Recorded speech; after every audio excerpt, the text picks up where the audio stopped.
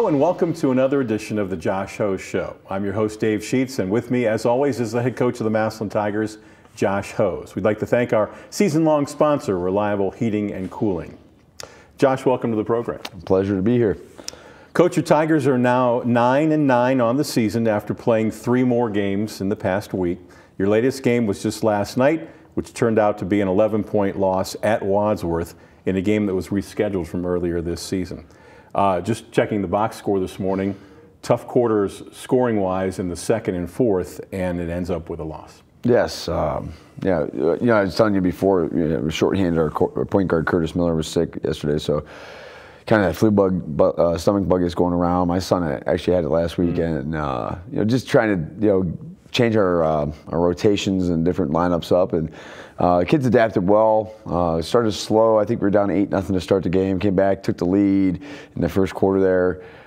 Didn't finish the half strong, but we're still, I think we were 6 points down. Or we talked to the guys, a 5 or 6 point game at halftime.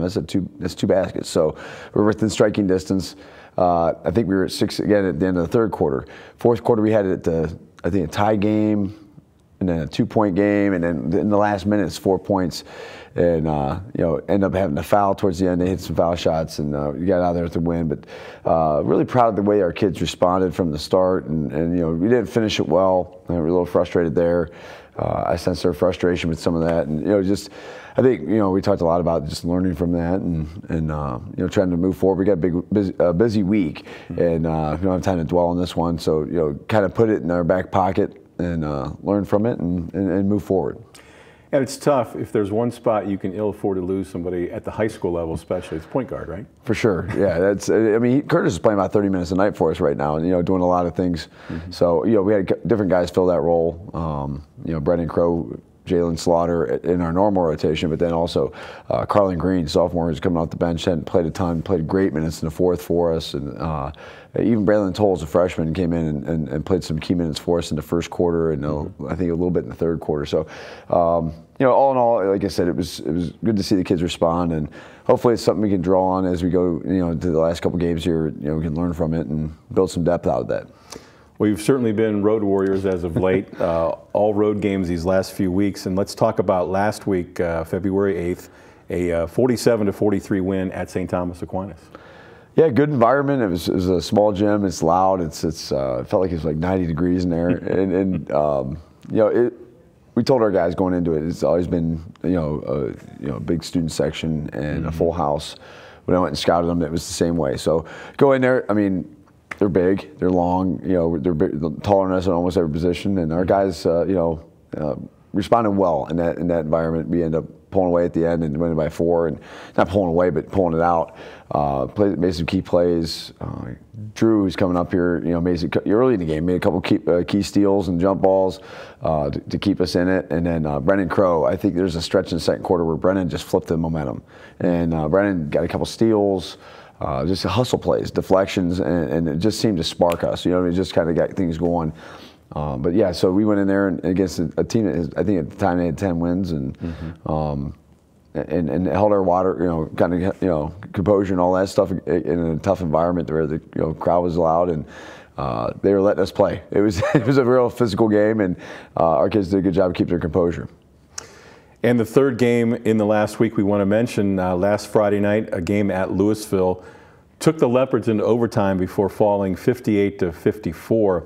And it's no secret Louisville's a pretty good basketball team. Very good basketball team, very, very talented, well coached, and long. So I feel like I said every time. I think last night was one of the few nights that we weren't the shortest team on the court. And, but yeah, Louisville, game. We had a great look at the end of regulation. Ball rattles in and out. Brendan Crow had another good look, and we executed a great, played great, and had an opportunity, and almost had a tip in too at the buzzer. 2 guys right there just mistimed their jump, and I was again proud of our kids because going in there, traditionally a tough place to play, and 2 years ago we went over there and just got blown out of the gym, and so to come in and we had control that game, the whole time, we were in the lead most of that game.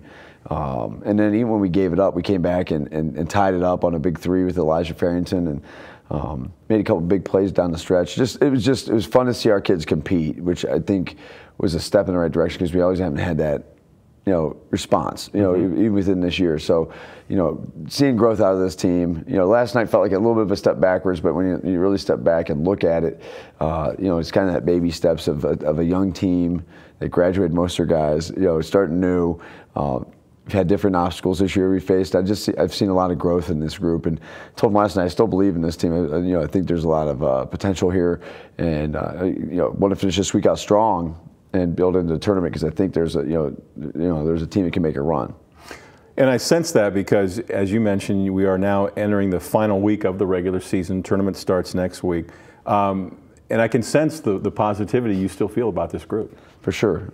Well, I mean, and just being honest, I mean, we had, 9 guys in our rotation last year, and 8 of them are not with us, through graduation or transfers. And then on top of that, we've had some other guys that, we thought would be in the mix that haven't, been with us all year either because of another, transfer issue or not making the team or just different things, injuries, et cetera. So, to see the way they've, kind of grinded through some of those tough spots, it's there's more to that record than people see at times, and a schedule that wasn't necessarily favorable at times, like starting out early against the Jackson team, playing Lake, McKinley, Hoover, boom, boom, boom, right around the holidays, and just different things that, and at that point we have players coming in from injury, you're trying to incorporate them into the mix. It's it's part of that long season that all of us coaches go through, but through it all, I'm really proud of the way they've kept adapting and kept moving forward.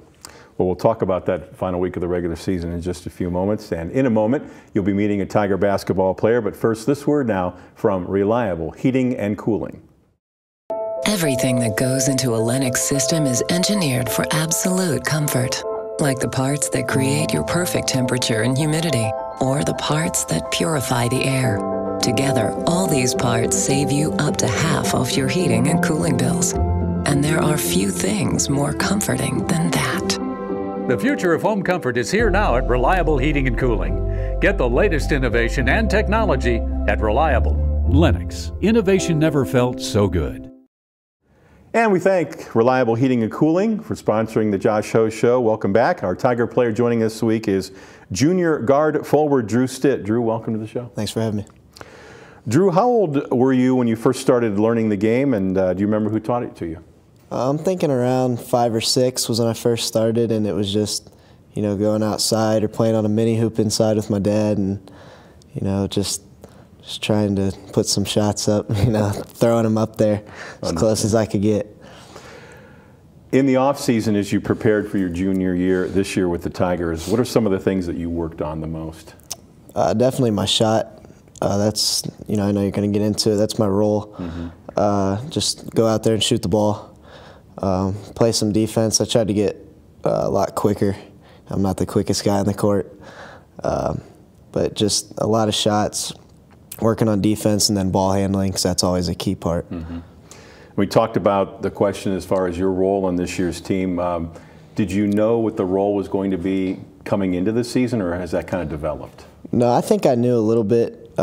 Just knowing that we graduated 9 seniors and it was going to be pretty much our JV team plus our Dell. That was, last year I had to shoot and also be a leader on the court as well as on the bench and in practice. So I kind of knew going into it. Excellent. We are now into the final week of the regular season. What are some of the things that you like the most about this team? I talked to Coach Huz last night, and I think we're a family. I think sometimes we break apart a little bit from that, but for the most part, in our little group chat we have, we're always picking each other up. After the one game, we said we're not losing again. Obviously, that hasn't happened, but we have that mindset that we're not going to lose again, no matter who we play, and that's something that's big. Well, you have to have the mindset to accomplish the goal too. Right. So. And finally, tell us something about Coach Hose that maybe most people might not know about him. One thing is you can go to him for whatever you need. That's something that's good. If it's a basketball thing, life thing, job thing, I've talked to him about that before. It's it's like a second dad, which is nice because you're here a lot. The 2.5-hour practices or whatever, so you're here all the time. So it's good to have that guy to go to. That's excellent. Well, Drew, we appreciate your time and good luck the rest of the season. Thank you. Drew Stitt joining us on the program. Coach Hose will rejoin us here on the Josh Hose Show after this message.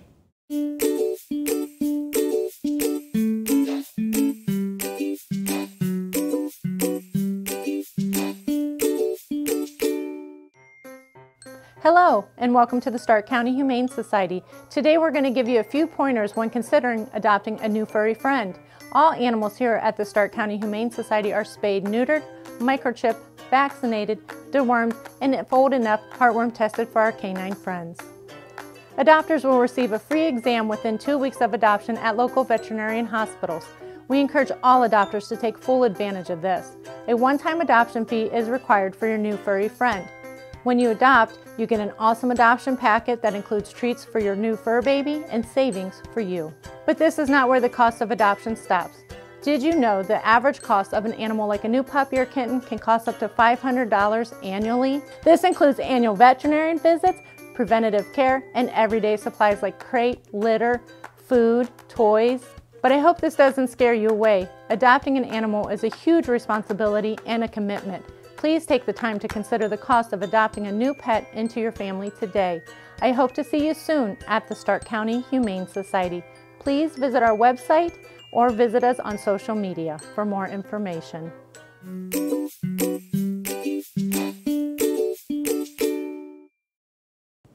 And welcome back to the Josh Hose Show here on WHS-TV. I'm your host, Dave Sheets, along with Coach Josh Hose. And we just spoke with junior guard forward Drew Stitt. In what ways has Drew been able to contribute to this year's team?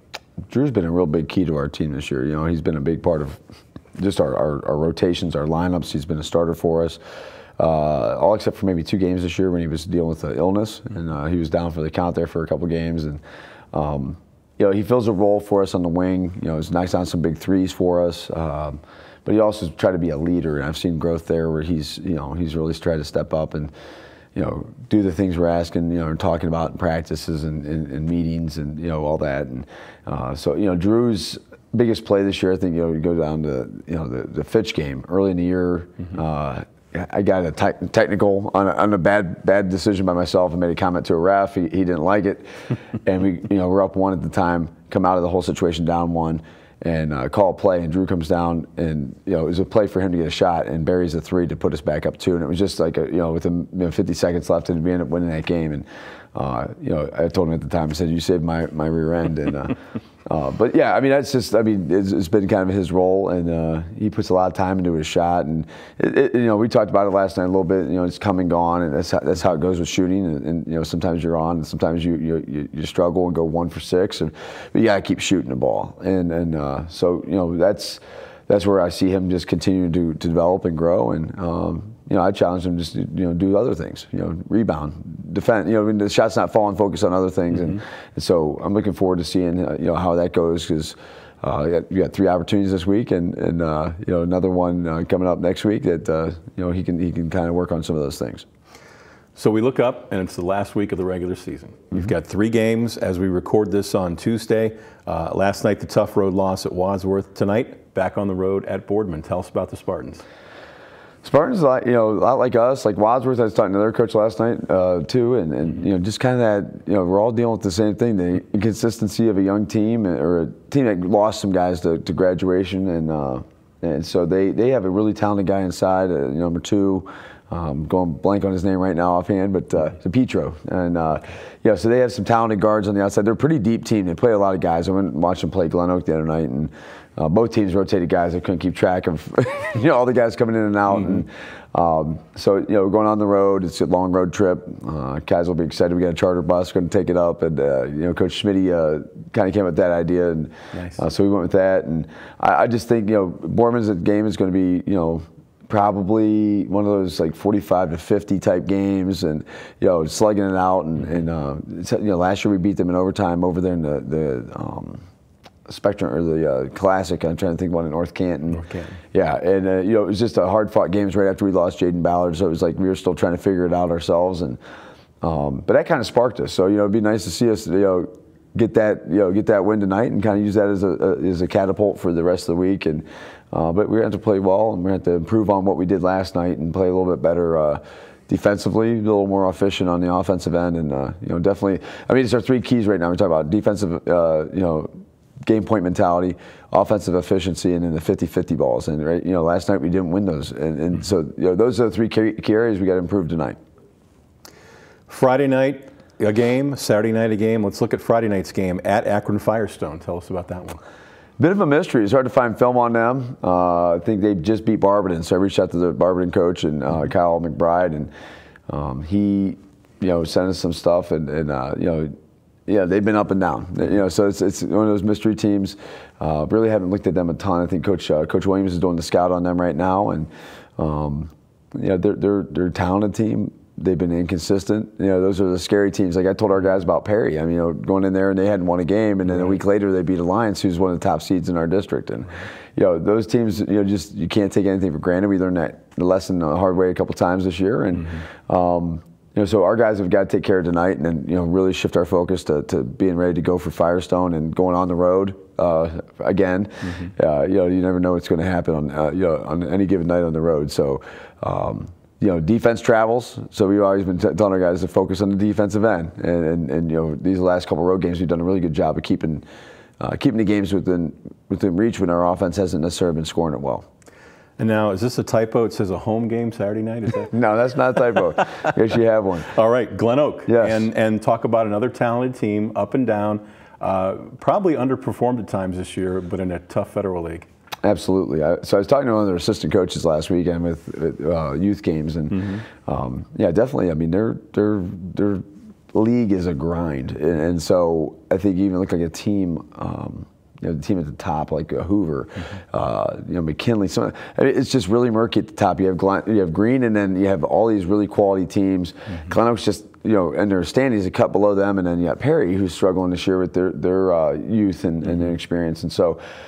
It's misleading to look at their record, and but they beat Boardman the other night handily. So that it kind of showed me that they're a quality team. Boardman's a solid team too. So any given night, and so they got a really talented guard in Lipkins and big man inside and Gowans, and then they play about 11 or 12 guys. They just are rotating guys constantly. So I mean, it's just going to be one of those nights. It's just like we always talk about our guys. KYP, know your personnel.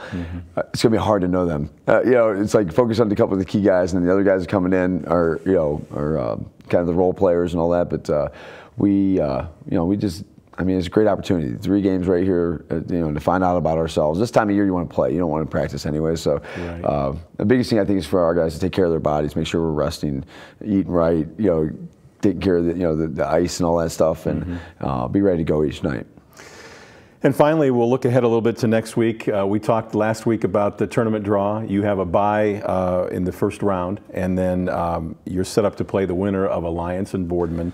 Tell us a little bit about that scheduling, and then the idea that maybe you're going to try to sneak in maybe one more game next week? Yeah, so we're trying to get a game to replace the Worcester game, and Worcester didn't seem able to come up with a date, and our schedule obviously is very full. So I started looking at all the teams that have byes. So they were working on a possible game with Twinsburg.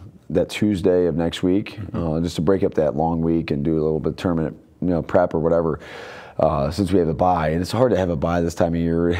You're used to playing a lot, and about day 4 of practice that week, you're kind of like, okay, I've seen it before where you kind of peak. You need something to work on. So that would be a nice thing if we can work that out, and I'll have more details, and we'll get that out as soon as we are able to hammer that out. And then we go into Wednesday, we'll go scout Alliance and Boardman at Alliance, and then if Alliance wins, we play on Friday at Alliance. If Boardman wins, we play at Boardman on Saturday. So we're just kind of for a sectional title and a chance to go into districts again. And I think our kids don't get how big that would be to be able to get to districts. 2 years in a row, it's really hard to do in the super district.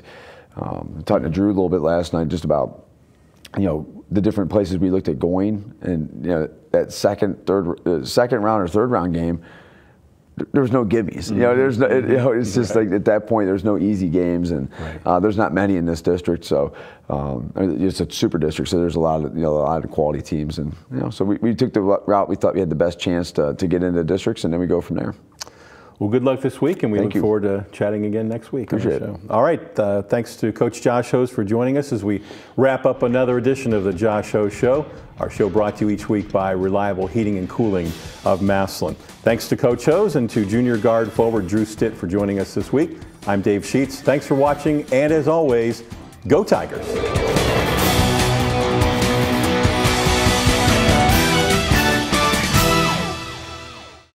Massillon City Schools is proud to have one of the top career technical education programs in the state of Ohio, recently receiving a #1 ranking of the 93 districts in the area of achievement. Our Career Technical Education Department offers 14 pathways preparing students for college and careers. All students have the opportunity to participate and compete in their career technical student organization, as well as obtain valuable experience in the field while earning aligned industry credentials and/or college credit in high school. Visit massillonschools.org for more information. Bye, sweetie. I love you. Bye, Mommy. I love you. No matter where life takes you, MCTV helps make sure you're never far from home. Hi. Are you being good for Daddy? Yes. Can we read a bedtime story? MCTV connects you to home because that's what matters most. Good night. Sweet dreams. MCTV. We go the extra smile.